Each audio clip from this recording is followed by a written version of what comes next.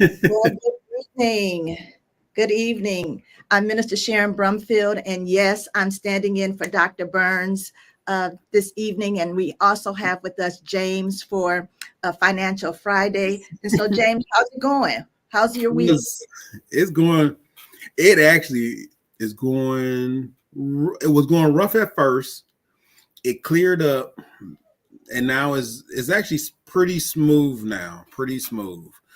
So I want to give a Okay. shout out to the contractors that are working with me and the owners that are working with me and the different projects that we got going on. So thanks to all of that collaboration and just being able to communicate one to another, what was once nerve wracking is more in line with what I would like to do. So yeah, Okay, I, good.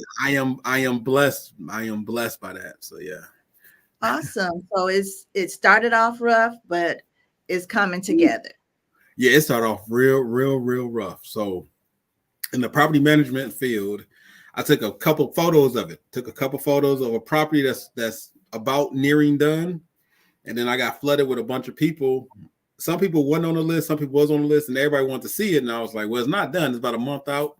And they was like, "No, I got to see it. I got to see it." I'm like, "Dude, you want to see it, but it's a month out." So I did an inspection, did another inspection. And I was like, this is not.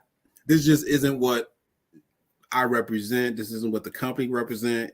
And the work is good. It's just some of those small adjustments.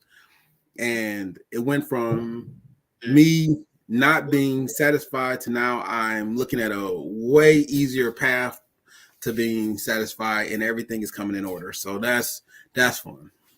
Okay. Well, That's what definitely. a Um, God gives you more on the way than he does at the start testimony, huh? yeah. Yeah. I also got to give a shout out to all my brothers that stepped in. It are there. I'm glad that there's people out there that has been doing this before I got here. So they was able to give me some insight, calm down some of the anxiety. And it is anxiety when you got a proper when you got a property inside the project phase. There is some anxiety there because you want it to be done, you want it to be nice, you want to get everything done at a certain time. So there's some anxiety there, and then when everything start coming together, then it kind of calms down. And Mhm. sometimes it's good just have another brother like, hey, bro, I've been there. You could be cool, and I'm and Right. I'm I'm the funny part is that this isn't the first time or the second time. It ain't the third time. It's not the fourth. It's just a regular occurrence. It's like when you speak for a living, Mm-hmm. you always get that anxiety, even though you like I've done this speech before, I've taught people before, and you always get that just get that anxiety for some odd reason. And I think property management or being doing renovations have those same small increments where you know what the process is and you've done the process before, and then it just that anxiety creep in. So yes. Okay. So um, what do you do about that when that creeps in? What's your what's your plan for that? I look at the numbers. I think that's the for me, looking at the numbers helps significantly because when you plan stuff out and you look at the numbers, it gives you more reassurance that you're either on track, you're close to track, or you're off track. And those are the things that help you get a sense of where you are. So when you're off track, that's when you really got to rely on other people. You got to, I shouldn't say other people in the sense of you can't do it. Relying on other people means you need to start making communication. Hey, where are we with this? How does this look? When will this be completed? And then that allows you to get more of a handle on where things are and how soon it'll be. Um, how soon can a deficiency be corrected?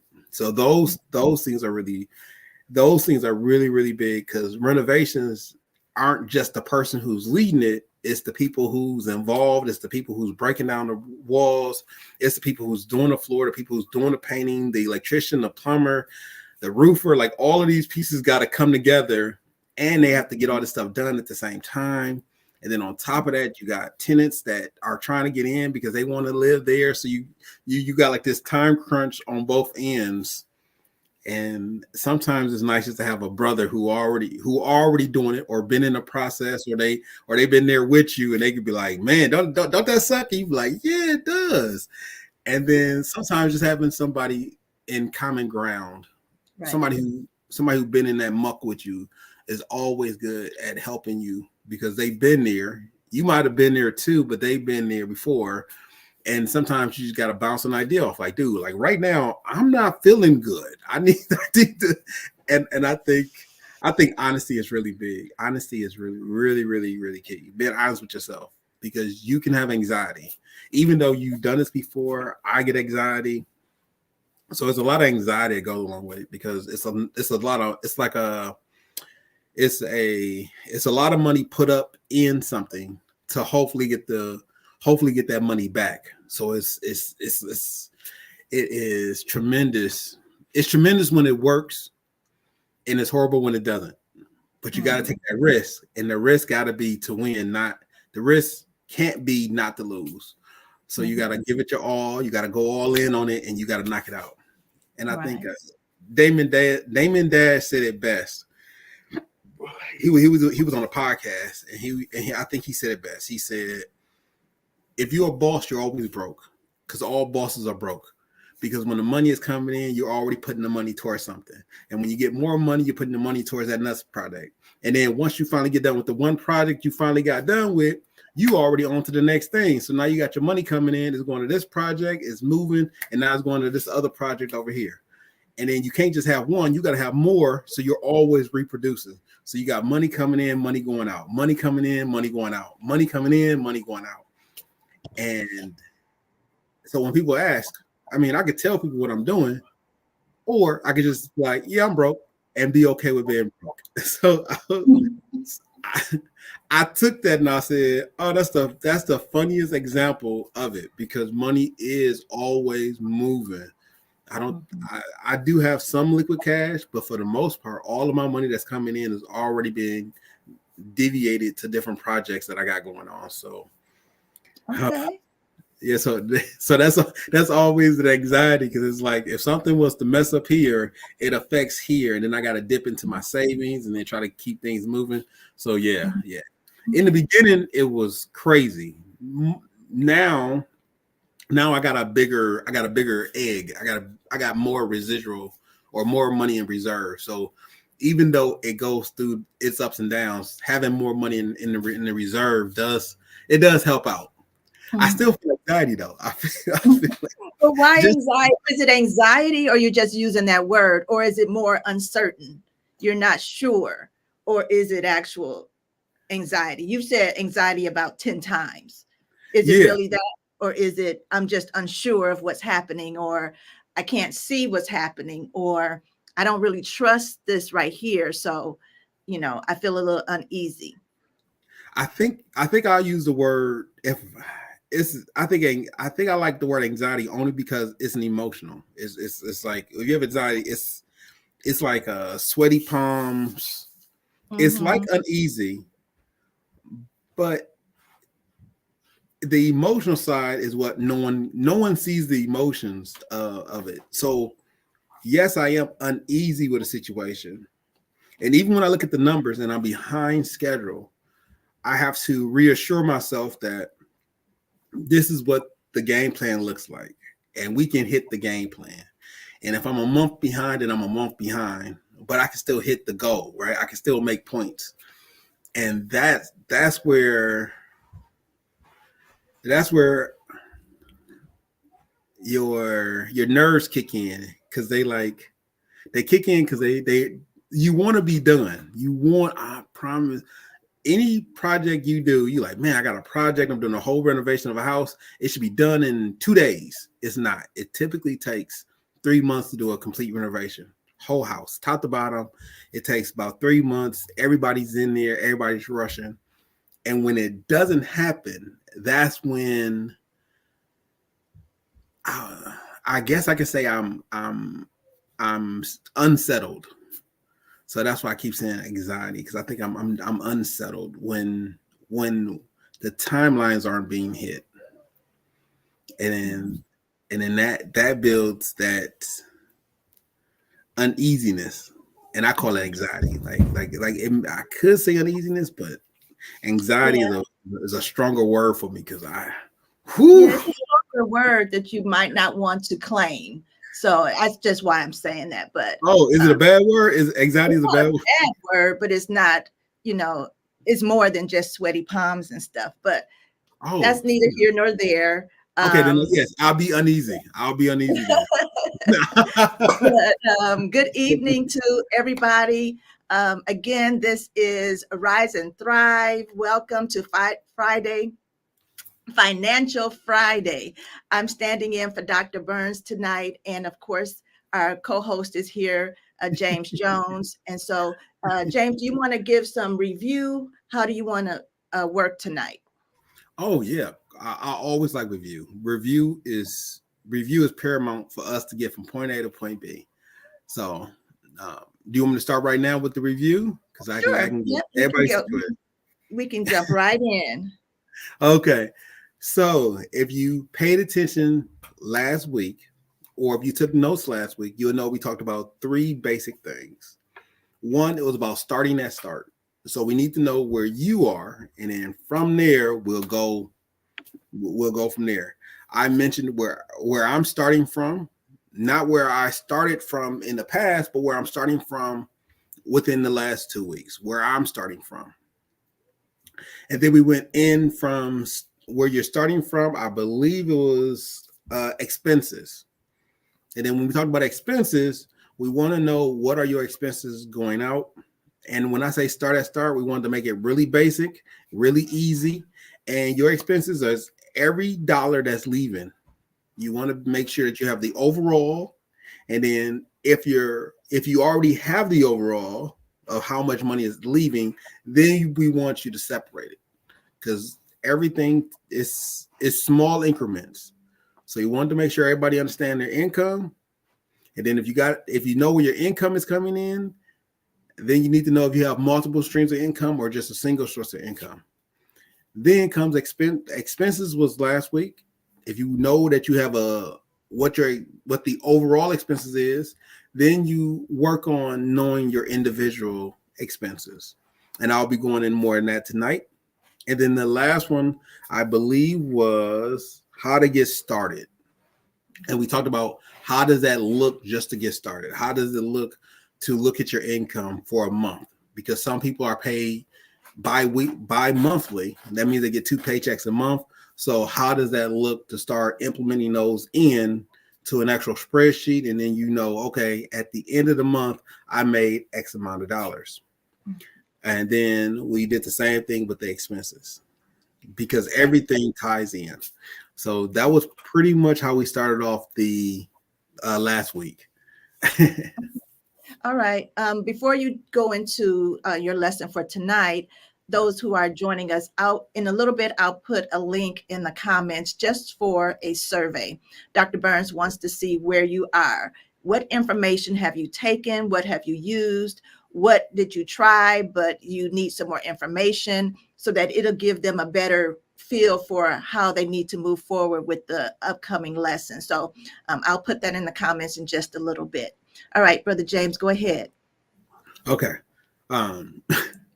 That was ready.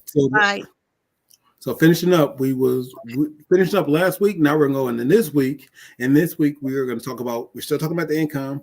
We're talking about what are your fundamentals, which are things that you can't live without or things in which you need to prioritize. And then we're talking about how to organize all those priorities. So we're keeping it nice, basic, and simple. Okay, everybody, like I always like to say, good evening to all my grinders. So tonight, Dr. Anthony D. Burns is not here, so we got Minister Brumfield standing in, and I'm James Jones. Now, we always represent Jericho Church Out Walls. That's the graphite logos. Rhema is JOJ is the emblem, and Rise and Thrive is our banner. That's this system, this session. Now, what we're going to go over today, we're going to go over your income. We're going over what are the fundamentals, which means what is your priorities when it comes to organizing yourself, and what is your priorities, your income as well as your expenses. The last one, we're going to talk about organizing, how to organize your financing. That means from top to bottom, how do you put everything in order? And then we're going to make it all easy. Hopefully it's going to become real easy. Hopefully you're taking notes. So I talked about this last time, so we're going to talk about it. We're going to dive a little bit in depth, and it's going to talk about what is your income. Now, last week I talked about you should know what your income is. This week we're talking about where is your income. Now, I am a big person. I'm big on, I should say, I'm not a big person, but I'm big on people having multiple streams of income. By having multiple streams of income, you are more effective to not being hit with the changing of the times, so to speak. So if you just work a job, that may be good for now, but you want to work at producing another source of income, another stream of income. If that's getting dividends from stocks and bonds, or you have a mutual account, or you have a savings account that you're putting in, or you have an IRA, or you have a 401k, or you have a 201k, you want to make sure that you have another source of income bringing back to you. Your other source of income could be something passively, like, hey, I want to start. I think I had a business called the Sweet Baby Bake Shop. Right. And then if you haven't, you want to start looking at other sources of income, because multiple streams of income is more effective than having one big stream of income. If you work a job and you make $70,000 a year, that may be a really good job to some people. But if that job was to leave, if you was to get hurt, if you was not able to do that job anymore, that would drastically affect what you have going on. Okay, let's pause right there, James. You said a 401k or a 201k. I don't know if I've heard of a 201k. Oh, so back in the day, we used to have a thing called, so your retirement program is about four different vehicles, and they all typically do the same thing. So most older people or baby boomers, they heard of a thing called a pension. The pension is where you put in and the company pays your way once you retire. That's the 401k. We moved on from the 401k because companies are no longer paying your way. So now it's a 401k. The 401k is where they do where you put in and the company does matching funds. A 201k is similar to the 401k. However, it's more of your funds being used versus the company. So I believe right now the companies on a 401k puts in anywhere from 5 to 15%. On a 201k, which is half of the 401k, it's similar, but they're putting in 2.5 up to 7%. So it is similar, but there are differences to the two. Okay. And then you also have, moving past those, you also have the Roth IRA, which some people feel is more efficient or more effective. The Roth IRA, let me go back. The 401k and the 201k are both pre-taxed. So you're putting money in and it's not being taxed until you take it out. The Roth IRA has the ability to, you put in post-tax money. So all the money you put in is already taxed. Okay. And then once you put that money in, it'll go from there. All right. Got it. Can you hold on for one second? It said I gotta plug it in. I'll be right back. But I just want to write it. If you want to write down those four is the pension, 401k, 201k, and the Roth IRA. Okay. All right, I'll go ahead and put the link in the comments here so that you can go ahead and do the survey. It really helps out when you're able to share some of the information that you've already gained through Financial Friday. We've been here, Pastor and James have been doing Financial Friday for some time now. And so it's time to come back and assess, what have you learned? What questions do you still have? And what things do you want to learn? Maybe there's some things that haven't been talked about yet that you're struggling with when it comes to your finances. So this survey will give them a better picture of where we are, what things we've done, what things we still need. All right. So I'm going to put that right here in the chat. Yes, thank you. And Can you hear me then now? do that. Yes, I can hear you. Okay. Let me see. There we go. So I put that in the chat for you, and you can just click that link. It'll take you right to that form, and you'll be able to do it right on your computer or on your phone or on whatever device that you have. And it looks like we're having a little bit of technical difficulty, but while we're waiting on James to pop back in, he talked about several ways that you can have multiple streams of income. He talked about stocks and bonds.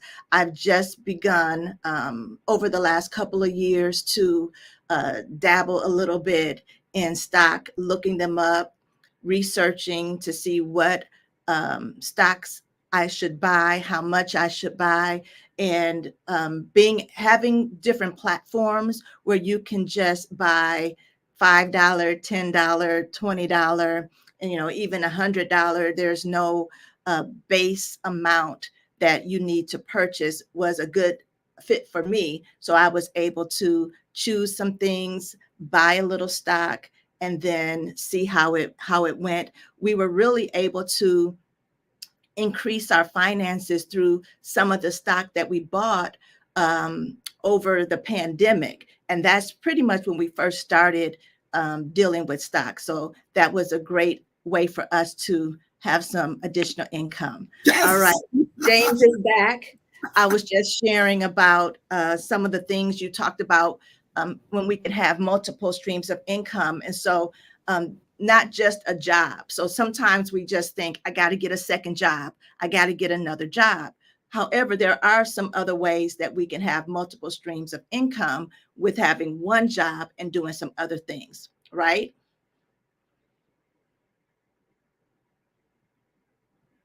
Okay.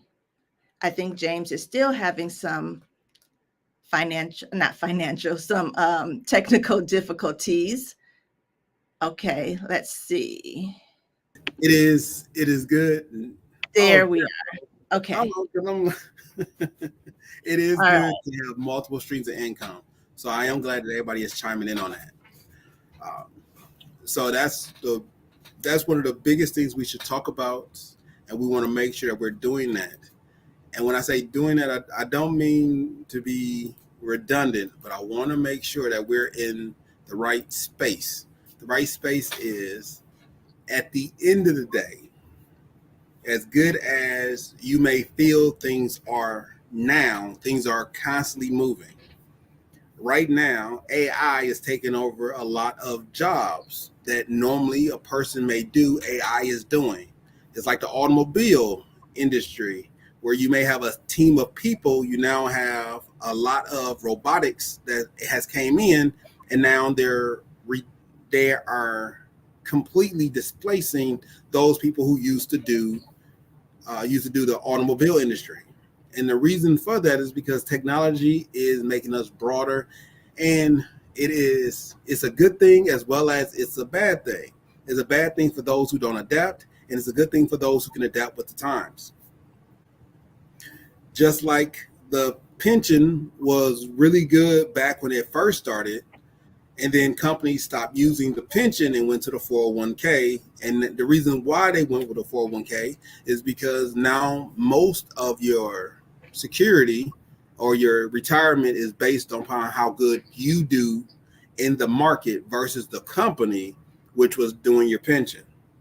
Likewise, that's how you got an invention of a 201k, and then you have the inventions of different, not just RAs, but now you have Roth IRAs that also came into the picture, because instead of a company taking care of you, they're putting all the onus on you to take care of you.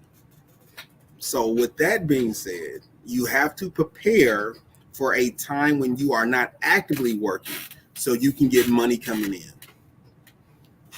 If everybody was just interested, the easiest way to do that is to do things like Airbnb or Vrbo. If you're in an older generation and you had another house or you had a duplex, you can rent out the upper unit when your kids leave, and in that way you can still produce an income that will still be coming in the midst of you preparing not to keep actively working. And I say that because it behooves us to make sure that we have different streams of income so we can bear ourselves through the times. Because no parent really wants to be a burden to their children after they put so much investment inside of them. They want their children to love them and to take care of them, but we really don't want to be a burden to our children when we reach the age of retirement. Good stuff.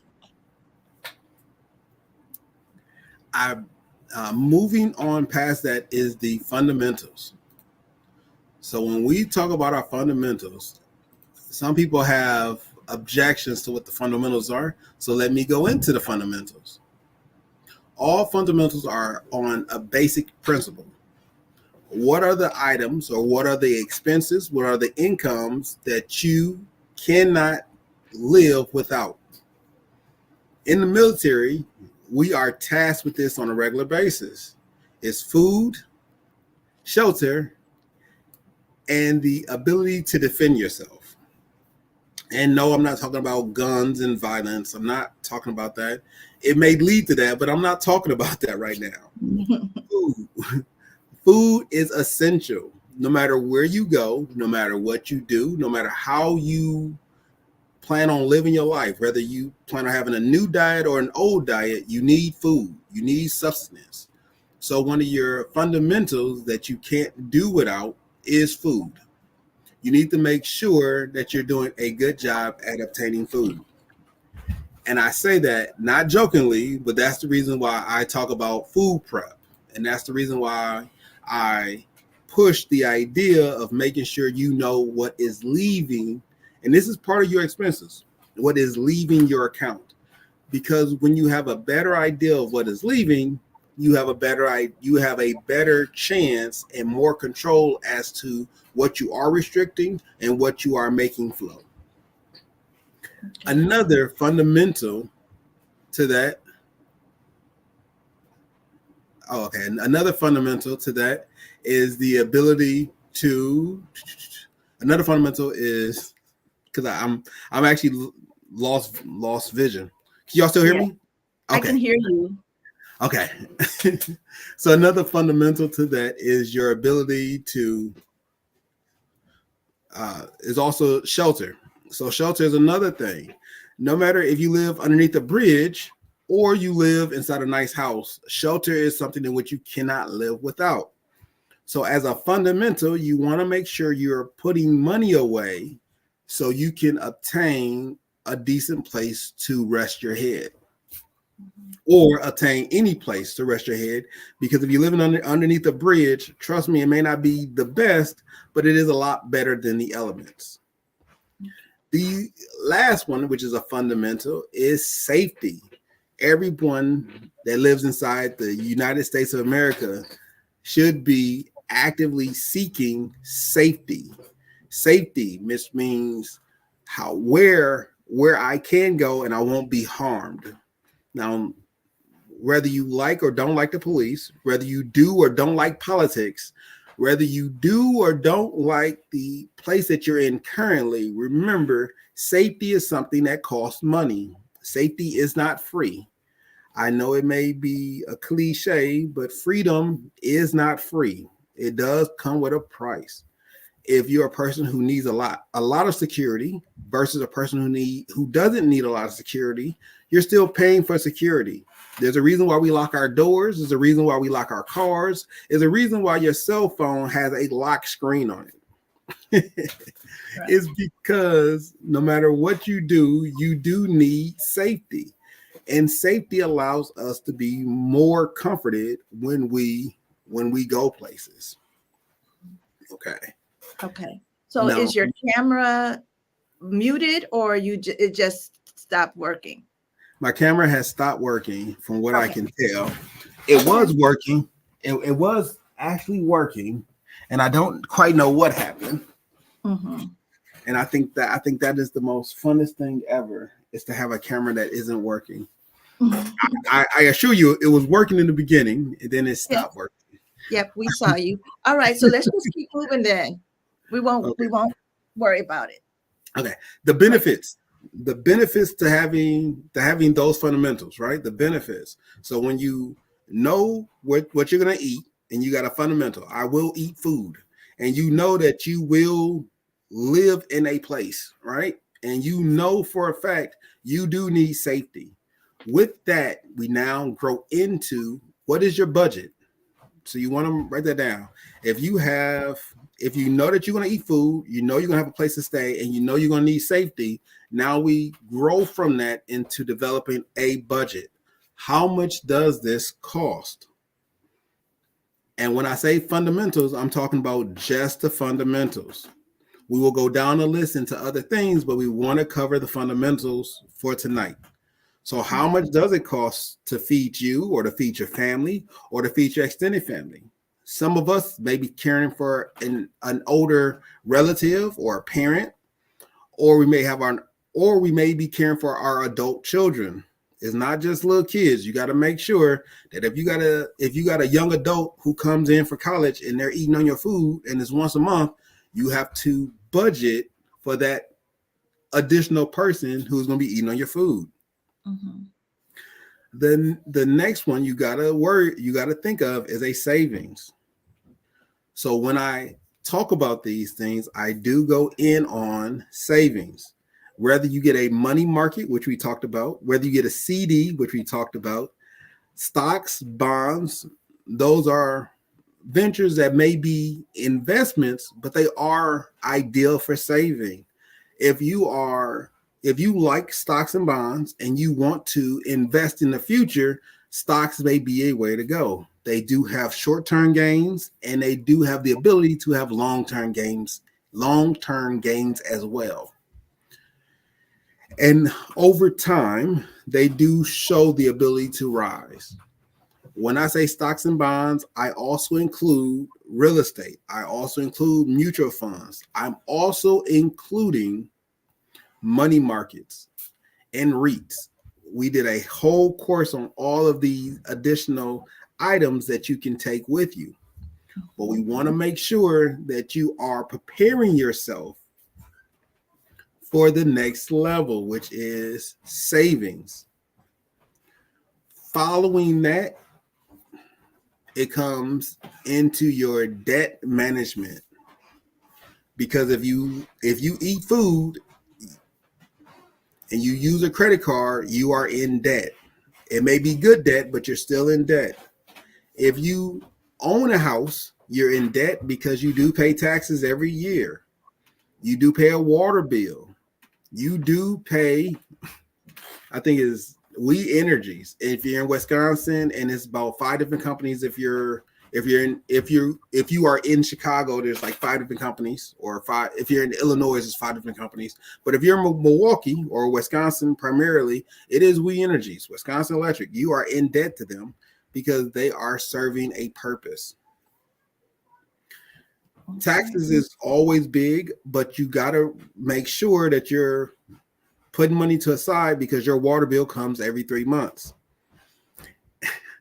And I know that it may not sound like something that some people need to know, but we have to make sure that when we are putting things together, our debt management is how do we reduce these things?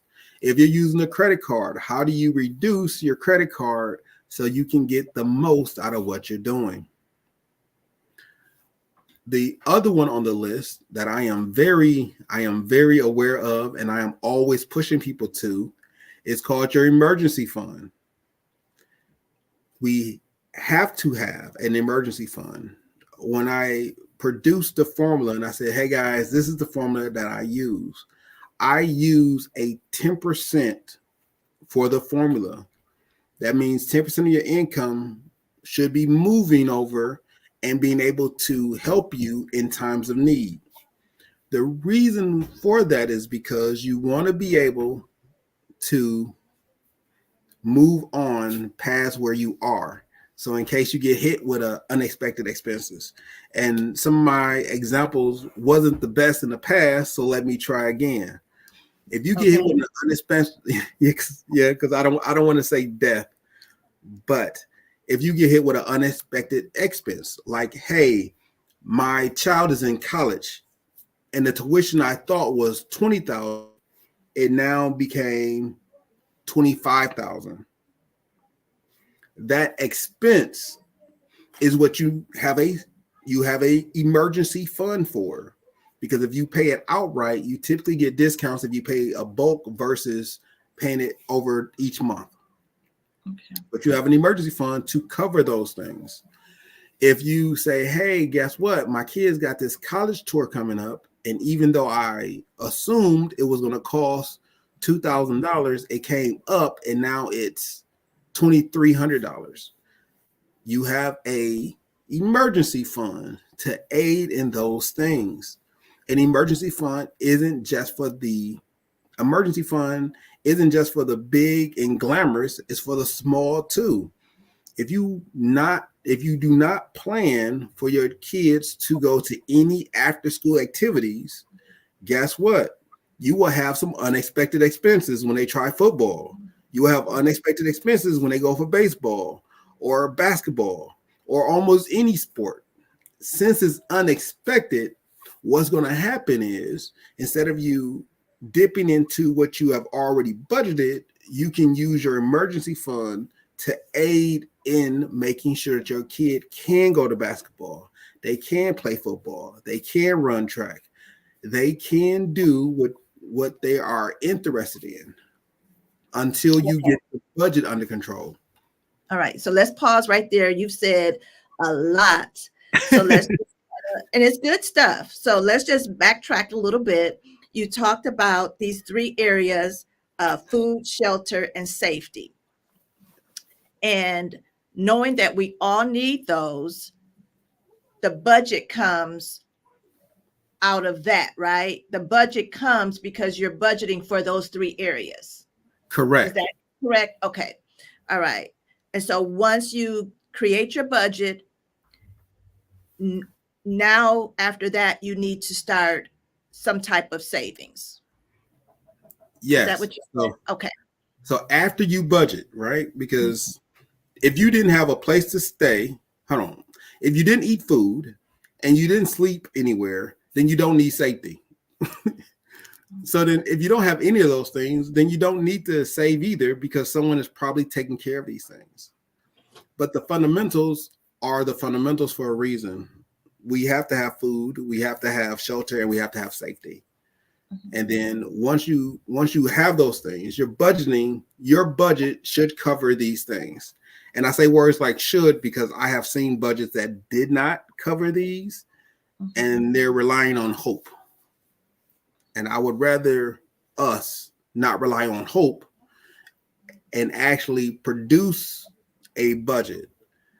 And the reason why I say that is because when your first priority is a budget, you're taking your income and you're making sure you have enough food, you have enough place to sleep, and you have safety. Everything else becomes more of an extension of what do I want? Because you may want a vehicle, but right now your budget means that you should take the bus. You may want to buy a bicycle, but right now you're on a scooter. It's because you're budgeting, and I'm getting into the weeds of things, but I want to make sure that we have an understanding that your budget allows you to be where you can actually afford to be. Mm. And some people may be living outside that budget. And as much as I love my brothers and sisters, if you live outside your budget, it's one, you're one tragedy away. You're one miss up away. You're one mistake away. And now you're underneath the budget. And now you're actually falling behind.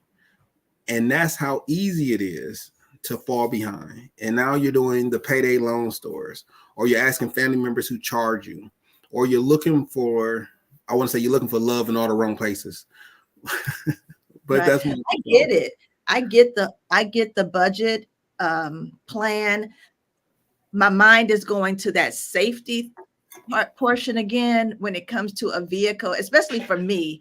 I think I would push the envelope just a bit so that I know I wouldn't be on the bus late at night, or I wouldn't be on the bus, and not be safe, walking and stuff like that. So you got to pray for me on that one. But I do get living in your means and not purchasing items that you can't afford.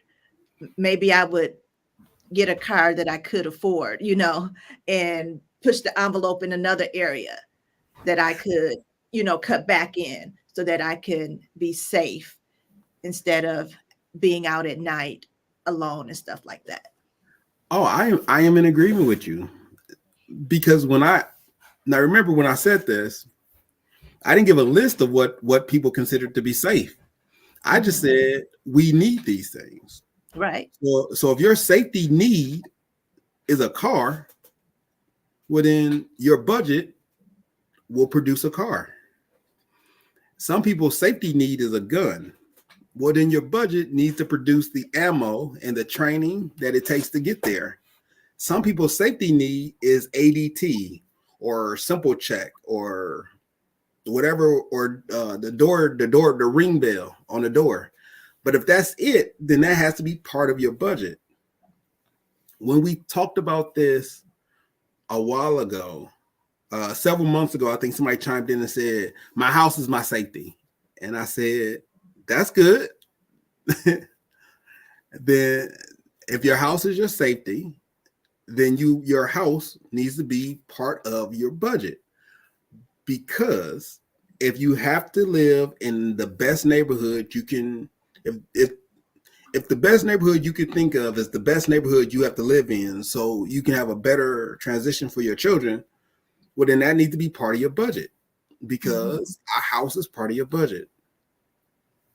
My personal, where I personally live and where I personally sleep and where the personal vehicles I got, that was part of my budget.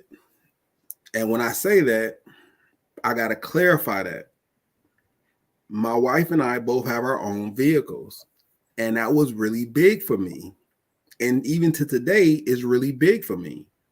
Now, someone else may say, well, why don't you give up one of your vehicles and then now it's just be you and your wife in a single vehicle? But that's why I said it's good that you say that hey, I need a vehicle. I'm in agreement. Whatever you feel is safety, that's for you to say is safety. But we have to take that list that people create and then apply it to the budget. And that's how we actually start getting a realistic point of view of what's good, what's bad. For me, offerings is really big on my list. And I know you and I talked about this prior to the start. Like, offering is really big to me. I can't get anywhere without helping someone else out. And that is like ingrained in my mind. That is one of my best functions, is to know that offering is part of what I'm doing. It just is.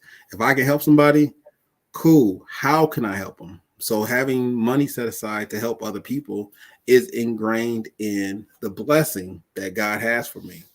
So I am putting that's budgeted. Okay, cool. We need to help some people. This is how it looks. Somebody else who may be a Christian, may not be a Christian, may think that that's crazy. But that's the reason why the beauty is it's open. It's open. So if everybody take notes, the beauty is it's open. And the openness of it is you choose what kind of food you eat. Because some people choose to be vegan and they got a very elegant diet.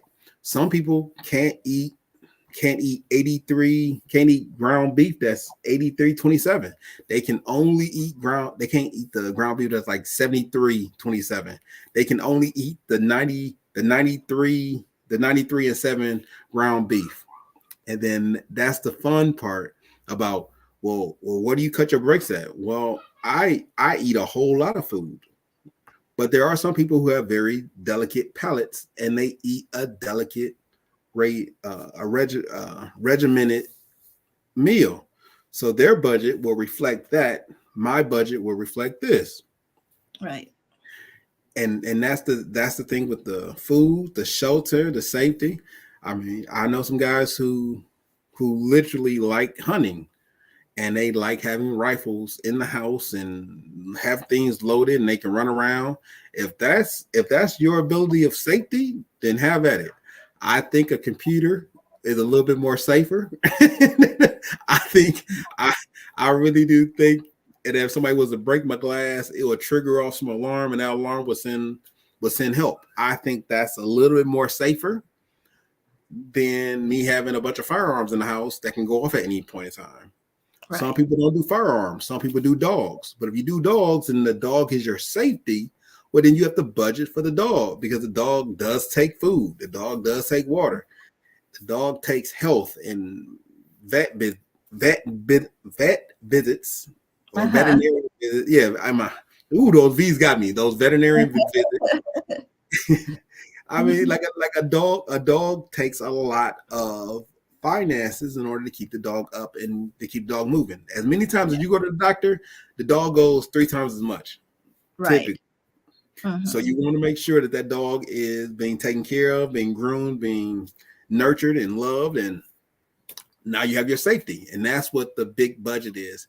And the budget is really big because from the budget, you transition into the other things that helps you to become more solidified.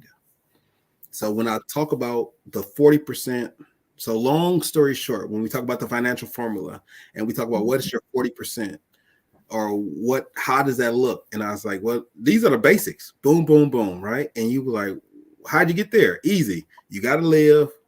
You got to live and eat some food. You got to live and sleep somewhere. You got to live and you got to have safety. If you don't have these things, everything else falls short. If you have safety, but you don't have a house to live in, you're going to be angry and you're not going to have security. If you have a house to live in and you have food, but all your windows are open for somebody to steal it, you're not going to feel secure. If you have security and a house, but you can't eat, you're probably going to rob somebody. You're probably going to steal something because you're going to get hungry and then you're going to do something that you need not to do. So from those fundamentals, you create a budget. Okay, got it. All right. So from the budget, we go into the savings, and then you gave us a few areas that we can begin to tap in to create this savings, right? Real estate, mutual funds, markets, and then you went into debt management and emergency fund. Yes. So I typically lump savings and investments into the same boat. Okay. And the reason why I do that is because there is no savings without an investment, and there is no investment without a savings. So if you was planning on joining a stock market club and investing in the stock market, you got to have money put aside to join the stock market club. That's your savings. If you said, hey, I want I want to be a mutual funds guy. Well, you got to have money for that. You got to save it and then go into it. If you just wanted to have a money market does produce an interest. So it may produce 5%, it may produce 4%, it may produce 3%, but you got to save money to open up the money market. And then from the money market, it goes where it needs to go. The reason why I say that, when I look at savings versus investments, savings is always the beginning of investments. When we teach our children how to invest, it always starts off with a savings account. Hey, we're going to put some money to a side. And then once you save enough, then we'll go get what you need. We're going to put some money to the side. And then when you get enough, we're going to go get that one item that you really like for your birthday. And that's always the benefit. But as you get older, or more mature, you go from a savings to an investment. So now we're investing our money to get the item that we need 5-10 years down the line. Because a child may not see that investment. They'll just see, I'm putting money into the savings account and I'm saving, but where's the money going? When you get older, I'm investing.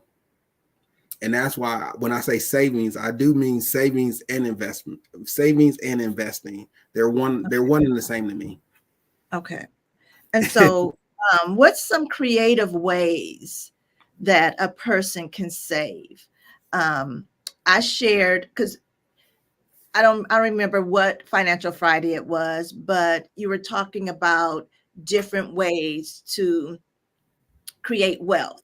And so I was sharing that I stopped eating sweets. And so I take the money that I would use for sweets and I started buying small stocks.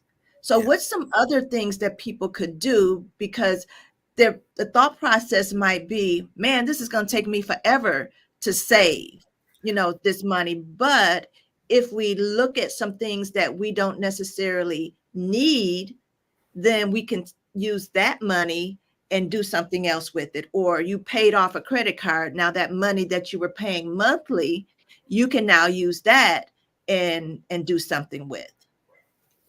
Oh yeah. So the most creative thing I've seen, the most creative, like the most elaborate that I ever seen someone do, I seen someone stop smoking cigarettes, and I think they became an artist.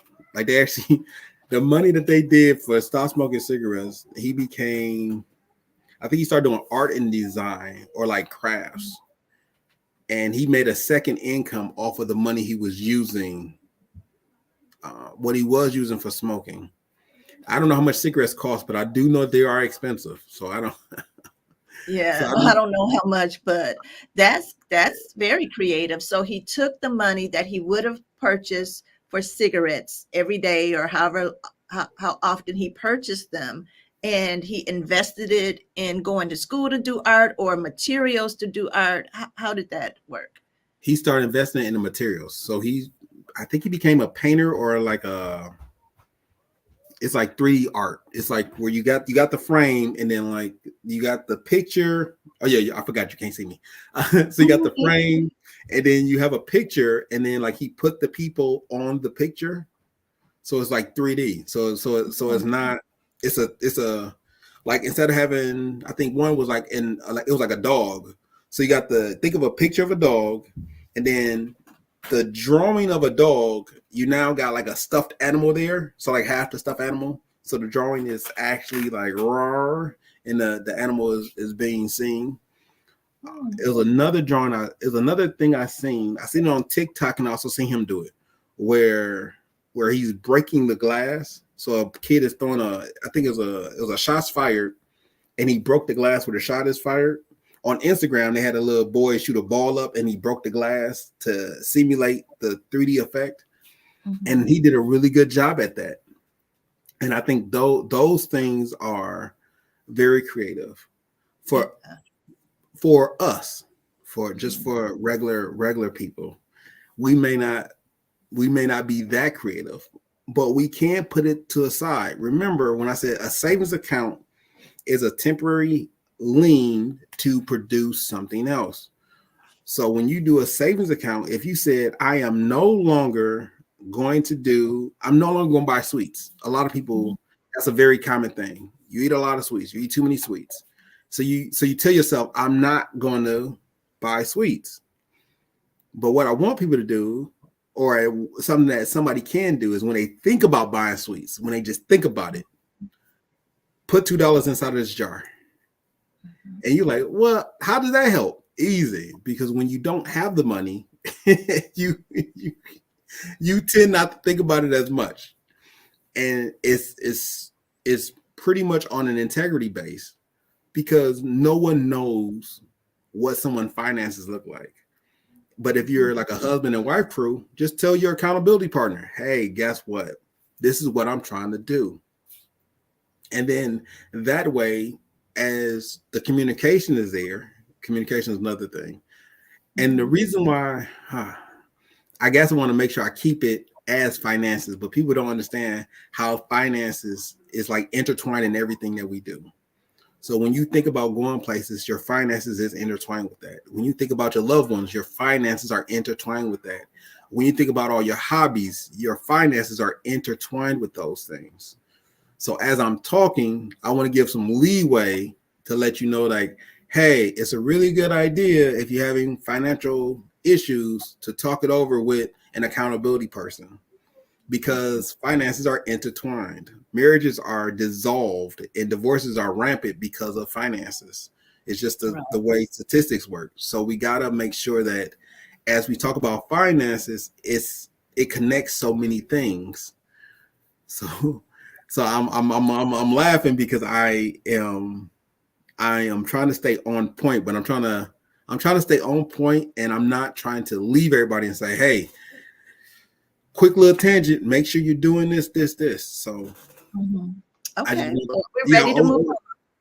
yeah, we could definitely move on. We're gonna talk about what's more about your fundamentals. So your fundamentals is eating, sleeping, and safety. From there, you produce a budget. We talked about savings and investments, about how you should be saving for a financial goal. Once you reach that financial goal, it should be moved over into a investment vehicle that can carry it the rest of the distance. Having your money inside a savings account forever is not beneficial to anybody. Well, it's probably beneficial to the bank, but it's not beneficial to you, your family, your kids, yourself. It's not beneficial to have money in the bank not moving. When you get done with savings in order to investments, we talk about debt management. There is a such thing called good debt, and there's a such thing called bad debt. Good debt is having a credit card that is open and you're using it occasionally and you're keeping it under 30%. Some companies under 40%.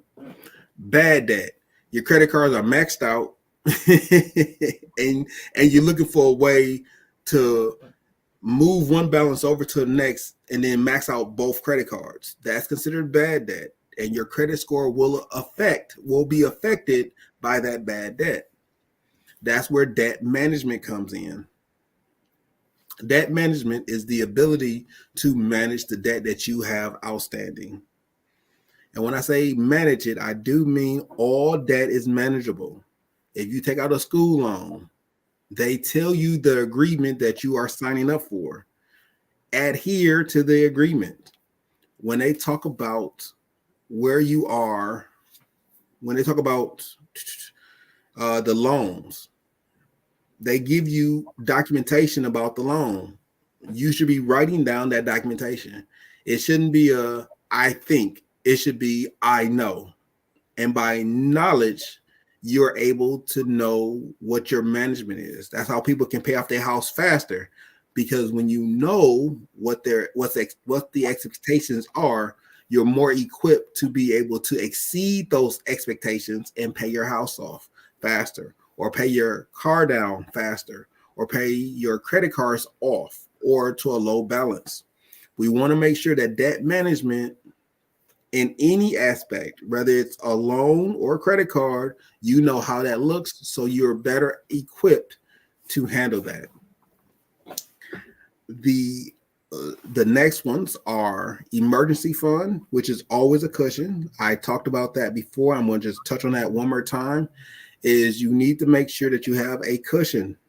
I know that it may not seem like a lot now because your cushion may be $2, $3, $4, maybe $5 to $10 a month. It may not seem like a lot, but if you're overspending, that cushion of $10 can turn into $120 by the end of the year. By 18 months, that's $180. By the end of the second year, you're already at $210 of a cushion. It may not seem like a lot at first, but remember, nothing seems like a lot at first until you're finished. When you start building a house, or you first want to build a car, or you build a toy train set, everything starts off with small pieces. Remember, small increments in the right direction will get you to where you need to be. And the reason why I say that, because we're going to go back to what we talked about, the story we just said. Hey, guess what? I stopped eating gumdrops. What do you do with that money? Well, that money is only $2 a bag, and I typically eat it once a week. Great. Now you know that you can put $2 away every other week. So every 2 weeks, you're growing $4. Eventually, that $4 will turn into $40. It may not seem like a lot, but 40 is a lot more than 2. And that's how you start your process.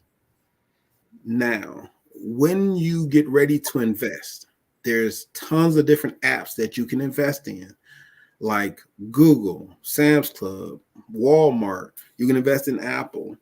And then there's a lot of apps that you can use to invest in. You got Charles Schwab, which I use. You have Charles Schwab has an app called Street Smart, or like Streetwise. I forgot. My phone is dead, so I can't explain it. But different investment companies have different apps. Robinhood is an investment app. I think Credit Karma has an investment feature.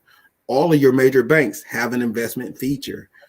Some of your credit unions have an investment feature. Not that the bank is doing it personally, but they have a feature that you can go off to, and someone can invest whatever you have, even if it's small amounts. You get over $100, you would like to invest it. Most banks have a person who can talk to you about making that investment grow. If you don't like the banks, there's a ton of apps out there, or at least a good 10 apps that you can go to. You can put your money in, and then you can invest off the app. And you don't need any experience. You don't need any management, any coaching. You're just investing off the app. Moving past that is insurance. I can't explain to you how good it is to have insurance, but everyone should have insurance. This is for all people who are a parent, or for anybody who has a dependent. The reason why I say that, because if you're a single person and you live life to the fullest, and if something was to happen to you, no one will take care of you. And on top of that, no one will bury you. Well, you don't need life insurance, because there is no one who's depending on you. However, if anyone is depending on you, insurance is a must. If you have a mama who depends on you because you're a single person and you have a mama that depends on you, or a father who depends on you, or an auntie or uncle, get insurance. If you're a parent, that's a no-brainer. Get insurance. And when I say get insurance, I'm not talking about get the most expensive insurance and don't think about it. You got to get insurance. It could be a small amount, it could be a large amount, but you do need insurance. But this is not fundamental. Remember, this is not something that will affect the food you eat, the place you sleep, or your safety. This is for moving forward. Hey, I have a budget. This is what I'm doing. I got to have insurance. If you have a vehicle, guess what you need to have on your vehicle? Insurance. If you ride a motorcycle, guess what you need to have? Insurance. If you have a business, guess what you need to have? Yes, it is insurance. Insurance is a regular part of the American society. You need to have insurance. Whether it's health insurance, life insurance, auto insurance, home insurance, you need to have insurance.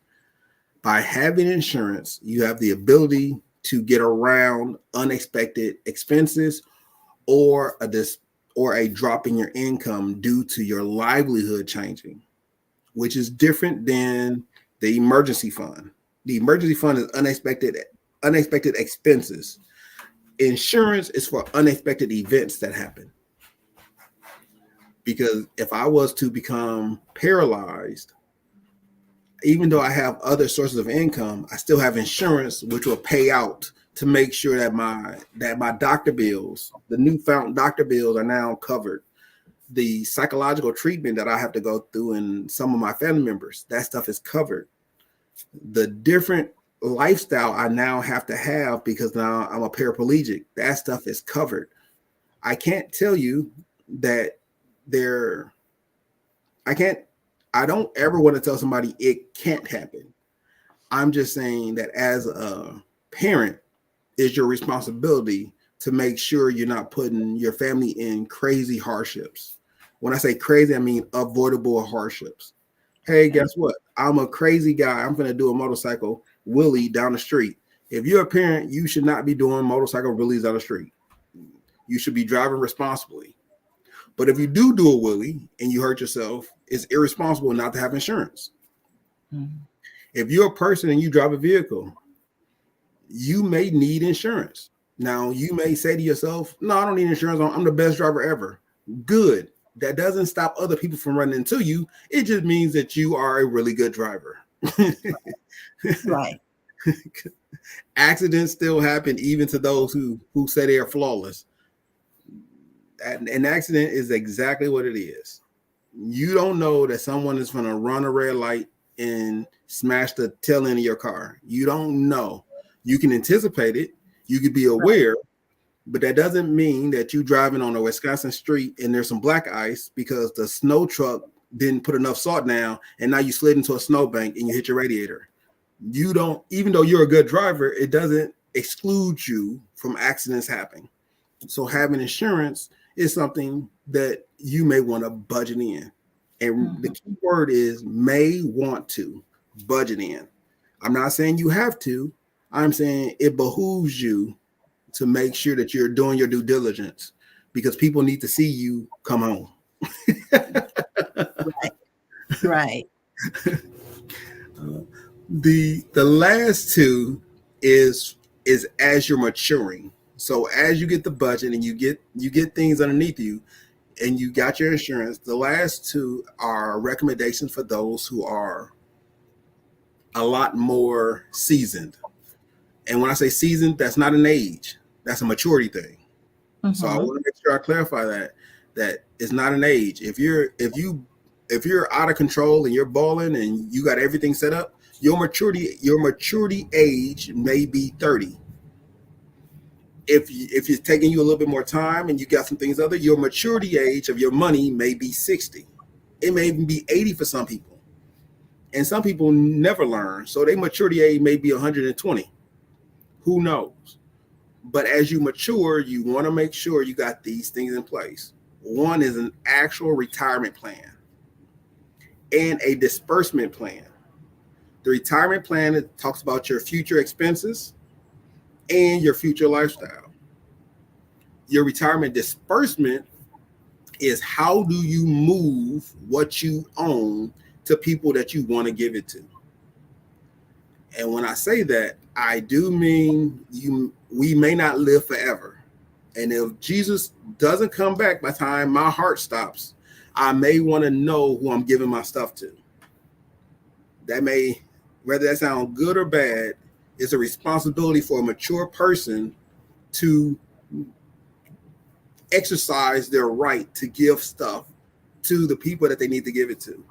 Mm-hmm. If you have a safety account that is given to your granddaughter because she's going to college, you may want to let people know that this account is for this person. Otherwise, you may go through probate, go through a court system, and the court will decide if it's legitimately hers or if that account needs to be dispersed to 5 to 6 other people. Mm. That's what retirement planning is, or retirement disbursement is. How does this look when I move on with my life? And when I say move on, I don't mean that you may die. Some people actually call it quits and say, hey, I want this son to have this business. I want this daughter to take over this business. I'm going to be in Florida. Here go my power of attorney to this child because they love me and they're going to make sure I live well. But the companies are ran by the kids who are financially understandable. But that doesn't mean that you're excluding it. It's just, this is how retirement looks. I'm going to be in Florida. I got another kid being my power attorney. I got 2 other kids running the businesses that I have. Or you can have one person do it. Power of attorney, when you're retired, is a very big thing. That way you eliminate yourself from being scammed a whole lot easier by having someone who may be more knowledgeable of the new school scams. I am very just a side note, my father is older than me, and he does not know all the technology out there. He believes his phone can't be hacked because he has his phone on him. As fun as that may be, he doesn't know that there's a whole world out there where there's a bunch of people who can take your information with your phone still being on your person. Right. So it's stuff that he doesn't know that I do know and aware of. So now I'm actively engaged in making sure that his phone is set up and secured for those reasons. So he can enjoy his retirement, and he has a son who is looking over his back or looking over his shoulder and making sure things are being done correctly. That's what a power of attorney can do. All I can tell you is don't be afraid of a power of attorney, but pick the right person to be your power of attorney. And that's why a mature person is looking to do these things. Okay. The last All right. one. Let's just pause right there for just it's a little bit of time left, but can you give a few steps and point people in the right direction to do what you just talked about, the retirement plan and the retirement disbursement, whichever way, if it's a pre-planning thing, so that when you do pass on, you're not leaving those things for your children, or if it's the power of attorney where the person is deciding to live in Florida and they're giving the things to their children. How does someone get started with something like that? Okay.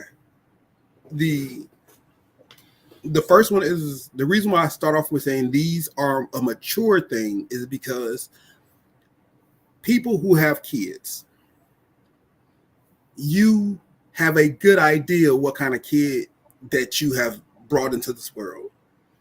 When I say that, I'm not saying that you did a good job or bad job, but some kids may be good at finances and not really good at taking care of you. Some kids may be good at taking care of you, but they really can't balance a checkbook. Because of that, you want to be mindful of who you are putting in charge of your well-being. So when I talk about retirement planning, how does that look? Well, you may have a child and you may have a nephew or niece that is more proficient than your child. Well, you have to start a will. If you own assets, you may want to go with a trust. If the stuff can never be sold, go with an irrevocable trust. If the items that you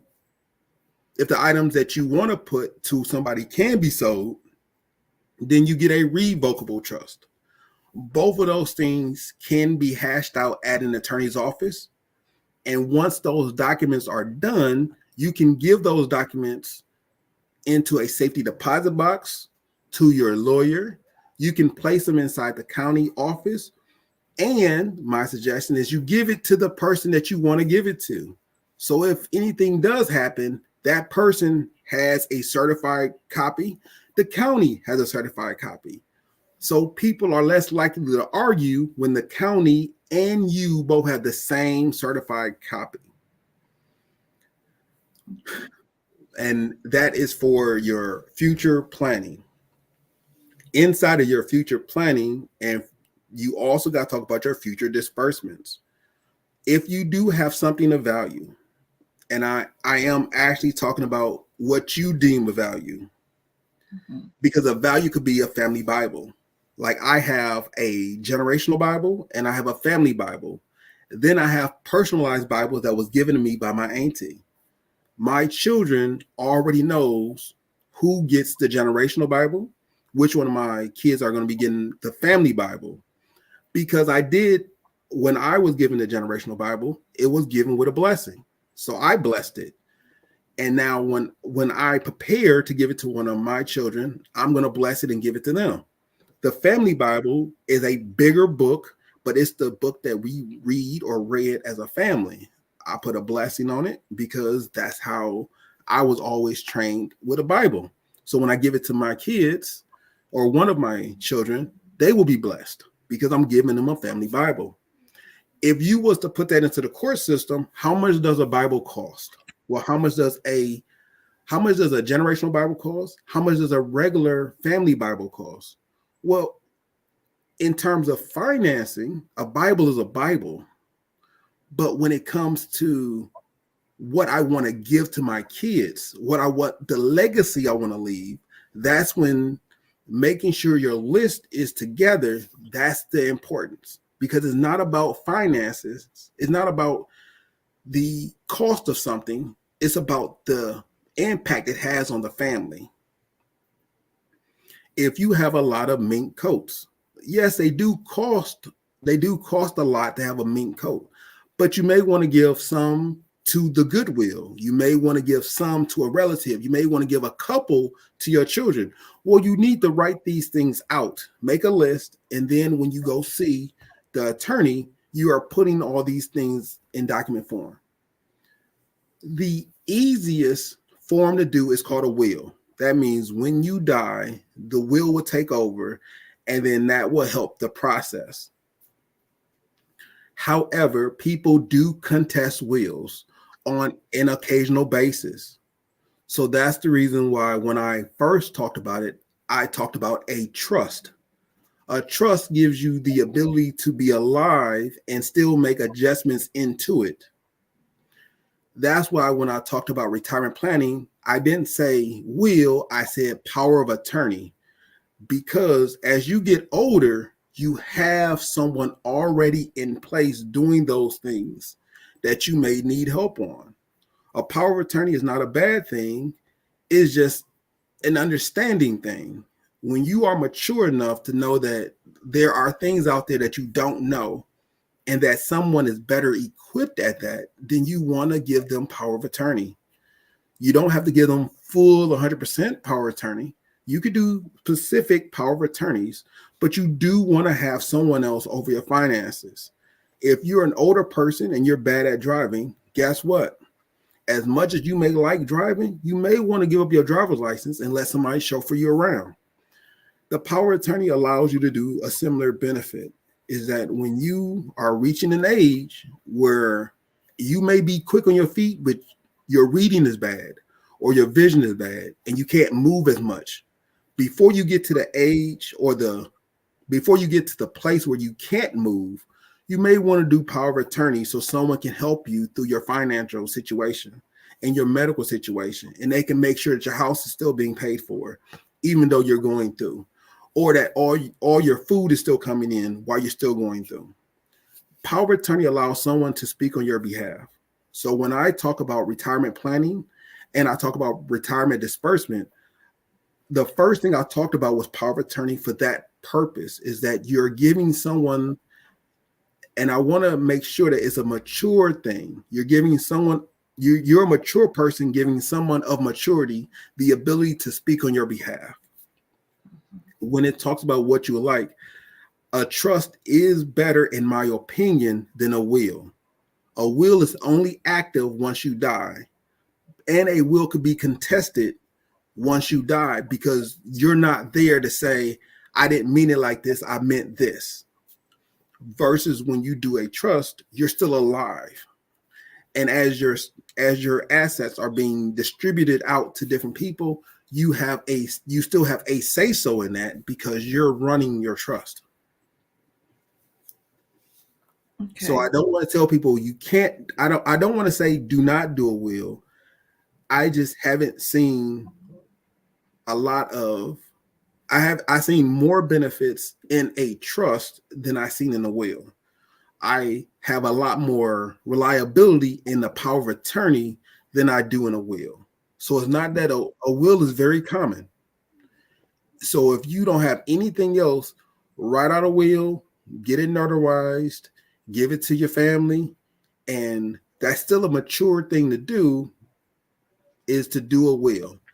It's just we have better options now and we have better education now. So with more education and more understanding, I want to make sure you have a better option. A power of attorney allows other people to speak on your behalf. And you can always, you can cancel a power of attorney. You can say, hey, I don't need it anymore. I got this.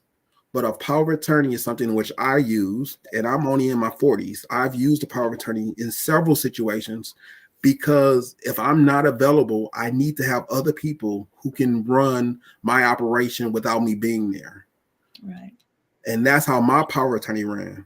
When I get older, I got children. One of my children will be my power of attorney.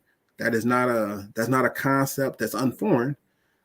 It's just something that needs to happen. As smart as I am now, if I hit 100 years old, I'm pretty sure somebody a little bit smarter than me gonna be able to work the technology of that day. How do I know that? Because I got grandparents who are still alive, and I can tell you the technology of today is something very foreign to them. So they need a lot of assistance in that area. When I reach their age, the current technology now will be almost foreign to me. Yeah, I know people don't like admitting that, but think about what it was 40 years ago when we had the black and white TV or the car phone. Remember the car phone was a big thing? It was people who lived in that generation before color TV came out.